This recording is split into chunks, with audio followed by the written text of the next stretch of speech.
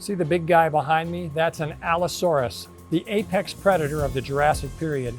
He's new to the Wyoming Dinosaur Center, which is celebrating its 30th anniversary this year. The center's changed a lot in 3 decades, meaning it's getting better and better and better. I'm Steve Peck of WyomingPBS. This is Wyoming Chronicle.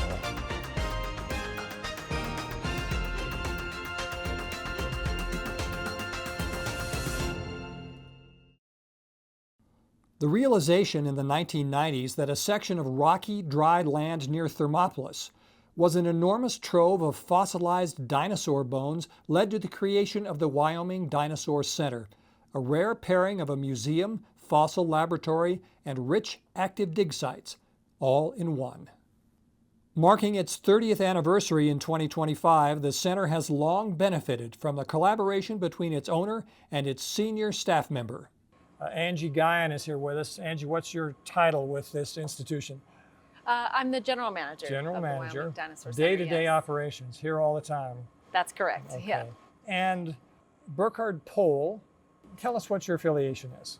Well, I'm still the president of Bighorn Prospecting, which is actually doing business as the Wyoming Dinosaur Center. Bighorn Prospecting. So the museum, in other words, is a privately owned... It's a privately owned business, yes. Wyoming, in case people don't know, I think people in Wyoming might or they ought to, tremendous dinosaur state, correct? That's correct. Lots and lots of dinosaur bones are found not just around Thermopolis, although this is a great spot as well, but around the state. Yes. How is it determined where a dinosaur bone, a fossil, an important fossil, is exhibited? If it's not here, it's somewhere else. It's at the Smithsonian. It's another state. How is that determined? Well, I mean, you have to distinguish between private and public lands. Yes. So you cannot collect on public lands. So the big institutions, they either have a permit to dig themselves on public lands or they buy it from private collectors. Lots of universities and museums have lease agreements with landowners around the state of Wyoming, and they come out for a few weeks during the summertime, do some fossil collecting, and take it back to their institutions to put on display. The thing that strikes me as distinctive about Wyoming Dinosaur Center in Thermopolis is what I guess I'd call the facets of it. Obviously there's paleontology, geology, there's history, there's preservation, there's excavation, there's exhibiting, there's education, there's tourism, a little bit of retail as well, all here in one spot. How unusual is that in the country? How many places are there like Wyoming Dinosaur Center? Not very many. I know about 2 or 3 of them, yeah. We pride ourselves on offering the public an opportunity to actually go in the field and dig the fossils.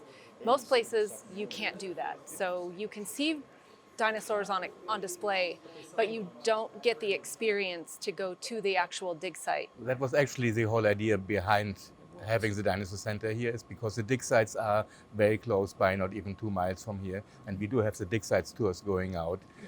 Some advertisement person called it the fresh dinosaur. That's something that the big museums in the way out east, they can't have that. And it's happening today. Yes. What's a typical excursion to the dig site like? We have full day programs that run from 8 to 5. We have half day programs, a morning session and an afternoon session. We have kids dig programs. We have generations programs. We have a special teachers workshop. We develop lots of programs. We have a high school program called the Dinosaur Academy that gets those high schoolers that are extremely interested in paleontology the opportunity to spend a week with us, sort of in-depth learning about paleontology so they can go into college, having a little bit of knowledge. I would think for a high school student who's interested in this topic, coming here, it has to be one of the really rare and fantastic opportunities that student couldn't get in most other places. We had kids that came to the kids' digs, and they are paleontologists today. So we had a number of those. What would I spend the day doing if I were at the dig site as an amateur? Well, we start the day with a guided tour of our Something Interesting site. And that's the official name of it, right? Yes. The SI. Yeah. The SI site, yes. We believe it was an Allosaur feeding site. So we educate our groups on what we believe happened at this particular site. Then depending on which dig site they're going to, we take them to the site, give them a brief introduction of what we found at this particular site, show them bones that are exposed, teach them how to use the tools, and they help us dig the fossils. They do. Yep, we don't put them off in a corner and hope they find something. They're actually working with us to remove these bones. I wondered about that. They're not just playing in the sandbox, and you haven't salted the area with something that they might find. No. No, we don't have to. We don't have to. We have an abundance of dinosaur bones, yes. All of our dig sites have bones exposed. So while we are working on removing those, we find new bones. It's an everyday occurrence. Really. So it's no exaggeration to say that amateur paleontologists have come here and found objects that are useful to the museum, add to the body of knowledge and to the science. Absolutely. Absolutely. Yeah. If they find something new during their experience, we attach their name to the field sheet, and they call back years later and say, you know, I was there on a dig this time. We found this bone. Whatever happened to it, and what was it? So we go through our collections. We tell them what it is. It's gone through the prep lab. It's just wonderful for them. Let's talk about the prep lab then. You mentioned that. The dig sites obviously are outdoors. There's this great museum space that we're in now.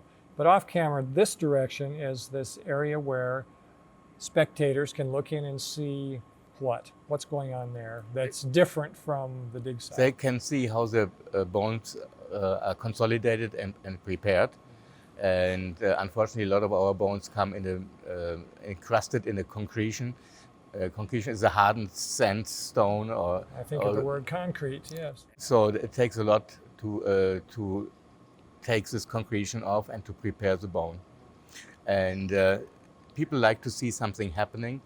It strikes me as some of the most painstaking work I think you could possibly see.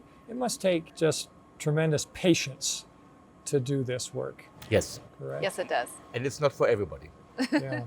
I remember reading a book about the building of the Transcontinental Railroad through the Sierra Nevada mountains, and there would be days where they would advance 2 inches through the rock, and that was what that day was. But here it's much slower than that even. Yeah. Yes. Maybe it's 1/16 of an inch, yeah. Yes, we use a variety of tools in the prep lab, from dental picks to toothbrushes, air tools. So depending on the hardness of the rock, depends on what tools and the experience. So we have little kids in there that They get the start off toothbrush small. probably. They get the toothbrush, yes. Dr. Fred Lacomba is the center's chief paleontologist. He has a global reputation in the field, which is appropriate because so does the Wyoming Dinosaur Center. You wanted to start here. What's significant about this part of the museum? This section in the past, the section of the ceratopsian, means the section of the family of the Triceratops, was a little bit missing something. And so we were working on a new animal that is actually a Kosmoceratops. It's only the 4th skeleton found, and this one is the only one found in Wyoming. And I love it because look at this skull. This skull is incredible, with the horn bending on each side, and especially the top of the skull going back. Looks like a little bit like Elvis, or I don't know. So I love this guy. It's an incredible addition to the collection. Just to reiterate what you said, only 4 skeletons known. Yeah.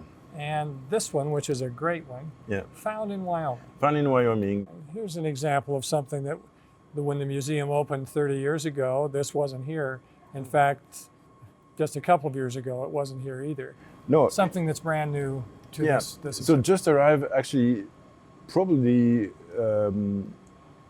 exactly a year ago. Exactly a year ago. It was found, I think, 5 years ago.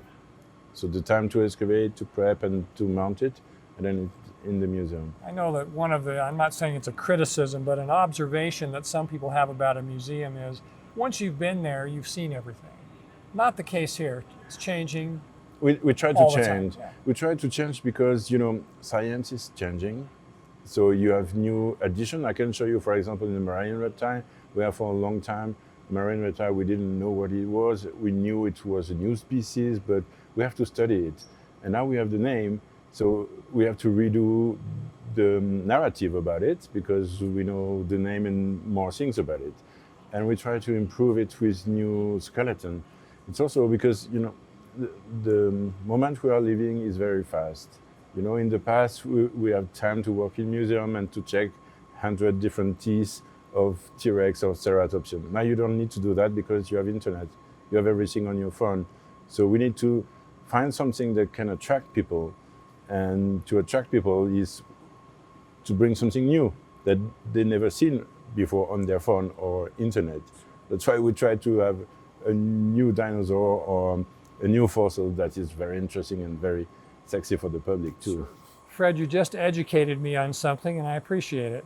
Okay. I probably am not alone in thinking that a dinosaur, what I would have called a dinosaur that swims in the ocean, or a dinosaur that flies, are swimming and flying dinosaurs, but that's not true, you said. No, so the dinosaur you call actually is a marine reptile. A marine reptile is not a dinosaur, and a pterosaur, which is a flying reptile, is not a dinosaur. Dinosaur only walk on Earth. Dinosaur means walks on land. Yeah, on land only. So, for example, this one is a marine reptile, but it's not a dinosaur at all. It's an ichthyosaur. Ichthyosaur looks like a dolphin, but again, it's a reptile, so it's not a mammal. And usually this kind of ichthyosaur, they are found and prepped on a slab, so it's very flat. Like that, like this one. And we have a very good team of preparator in Europe, and they were able to make three-dimensional ichthyosaur, which is very, very rare and very difficult to do. And I really wanted to have one in Thermopolis to show how beautiful they are, how accurate is the preparation. You see like the rib are very thin and the vertebrae, everything is very accurate, very small. And it's a beautiful specimen. It's original fossil, so it's very interesting for me to have these two components in one fossil and to bring it here. Now this is in Thermopolis, was brought here, but this was not a fossil found in Wyoming. No, this is found in Germany, actually, from a very classic paleontological site called Orsmadden. You're an example of it. Burkhard, who we talked to earlier, is an example of it. The Wyoming Dinosaur Center is part of this international paleontology community. Well, it's called Wyoming Dinosaur Center because the main focus is on dinosaur and preservation of the dinosaur that we found in Thermopolis or other parts of Wyoming. But for me, it's a real natural history museum. Because if you start at the entrance, you have the walk through time and you start with the early life and origin of the trilobite, the ammonite, the plants, the amphibian and everything. So for me, it's a real natural history museum, not only a dinosaur showcase. I mean, in addition to everything else, it's a scientific installation here. It's also an important part of the Thermopolis economy, isn't it? Yes. Visitors come here. They pay money to come here. We actually have international visitors that just come to the United States to come and see us and come to the dig sites. The Wyoming Dinosaur Center is a world-class scientific institution. We bring about $7 million to the Thermopolis economy every year. We have about 40,000 visitors throughout the year. Most of them come in the summertime. But 80% of our visitors are specifically coming to Thermopolis for the Wyoming Dinosaur Center. So they're staying in hotels, they're eating at restaurants, they're buying fuel. They're really enjoying the rest of what Thermopolis has to offer along with the Wyoming Dinosaur Center. Can you estimate the percentage of visitors, for example, who want to go to the dig site compared to just want to look at the skeletons? Is it the same kind of visitor typically or It's not? about 35% that just do the dig site tour alone. We have a lot of families that come in where their children are the dinosaur enthusiasts, and they're very impressive. They can rattle off names of dinosaurs that I've never even heard of. And the mom's like, I don't know where they learned that. They just one day started talking about it. So lots of times we have families that come because of their children. But about 35 to 40% of our visitors do the dig site tours. And those that are on the programs come here specifically for the programs. Burkhard, you told us you were here from the beginning and been involved from the beginning of the center. Angie, you've been here for most of it, correct? I started in early 2002. Yes. Have a background in museums or history or paleontology or anything? I do not. No. Graphic design was my background. I was just hired as an office assistant and have been here ever since. A job you like, I guess, huh? Job I love, yes. Yeah. Burkhard, what about you? Were you a scientist by training or? I actually have a training in veterinary medicine. Really?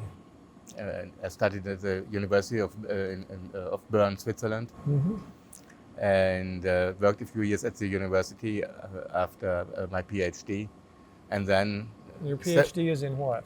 In virology. And then Thermopolis happened on me, and I never practiced as a veterinarian. Imagine having been a veterinarian for that animal. That would have been quite a thing. It's probably crossed your mind. What's the workforce? How many people typically? So typically we have on staff anywhere between 9 and 30 people, depending on the amount of programs that we're running. Of course, it's Wyoming, so our winter season, we slow down quite a bit. That's the time we focus on the bones that we brought down from the dig sites, our exhibits, things like that. Are bones that are found here always displayed here, or are they spread out across the nation? Well, what I said back then is the first and the best should stay here. Good. But it takes a long time for the preparation, for the reasons that we just talked about. So, and the only thing that was actually has been sold over the years was one Camarasaurus. We have one standing here, and we don't have room for another one. So we sold one 15 years ago to the museum in Lyon in France. Yeah, that's an important consideration, isn't it?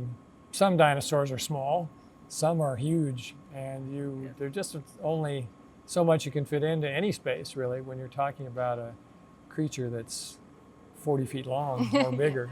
Yes. Fred, this is a small part of the museum, but one of the very, very most important ones. And let me start by saying my ignorant view of it. There's been a general sort of understanding in recent years, I think, that birds and dinosaurs are closely related, and a lot of that has to do with the discovery of this creature. What are we looking at? So we are looking at the Archaeopteryx. The Archaeopteryx. Yeah. We were talking about classical paleontological sites with Olsmaden. This is also coming from a very classic paleontological site called Sohofen in Germany. There's only 14 of them found so far. And in Thermopolis, we have one of the best preserved ones. So it's part of the collection. I think it's also one of the most studied Archaeopteryx in private collection. Because if you see the preservation, you can see the skull is almost complete. You can see the feathers all around. The feathers. So it had feathers. Yeah, all around the body. And feathers is very important for birds, you know, Yes. if they want to fly. So, and as you said, the Archaeopteryx, for a long time, they call it the missing link, like something in between birds and dinosaurs, which I don't really like, because if you have 2 points and you create a missing link, then you create 2 more missing links. So it's an endless story, you know. But for me, it's an evidence, a proof that birds are dinosaurs or flying reptiles. Flying reptiles, thank you. Well, actually, they don't come from flying reptiles. They come really from dinosaurs, from theropod. So I think we can say that birds are dinosaurs. They are not flying reptiles. If you say it, that's good enough for me. Yeah, well, okay. Let's keep it like that. This piece, as you said, it's a very small part of the exhibition in Thermopolis, in the Wyoming Dinosaur Center, but it's probably the most scientific, important fossil that we have here. And I'm sure most of the big natural history museum in the States, but also in Europe, they will love to have one. Love to have it. Yeah. But it's going to stay here, right? Yeah, you know, it's even called the Thermopolis specimen. It's here since so many times, so many years, that it belonged to this place, so it's never going to move.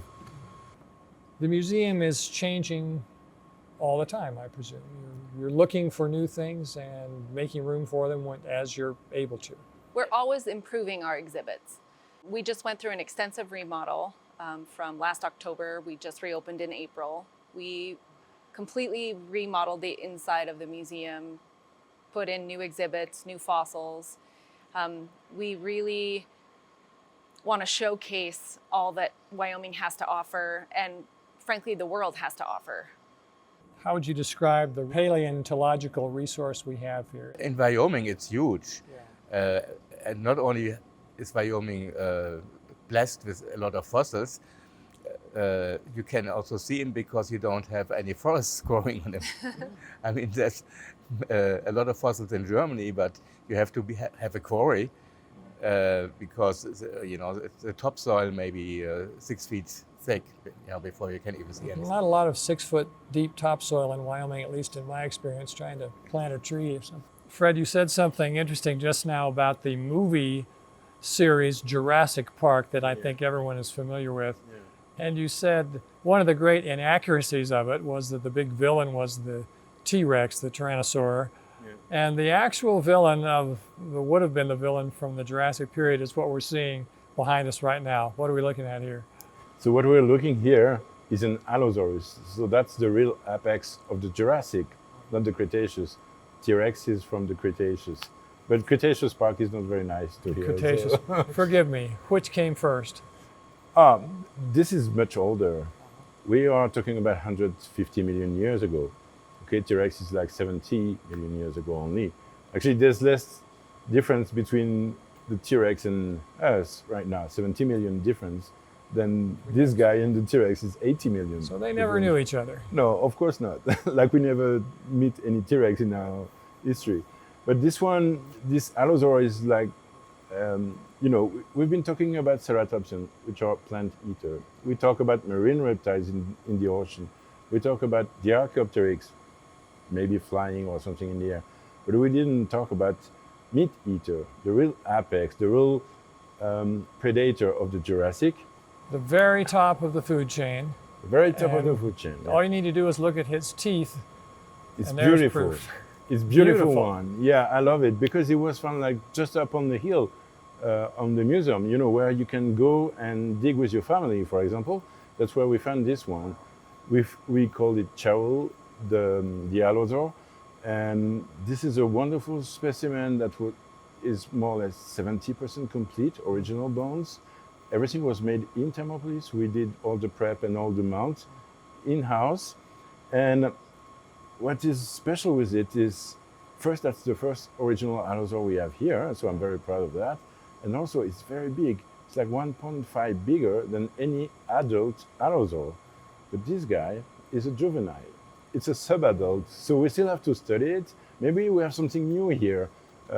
Maybe it's an Allosaur, but maybe a different species or something like that. So we still have to let the science work on that and find something new in Thermopolis, which is great. So when you say it's 70% complete, do you expect that the remaining 30% of the bones are still there and waiting to be found, or what did you mean by that? No, when I say that, you never find 100% of a dinosaur because a lot of bones, they are weathered, they disappear, they are too fragile to be fossilized, they are too thin to be fossilized.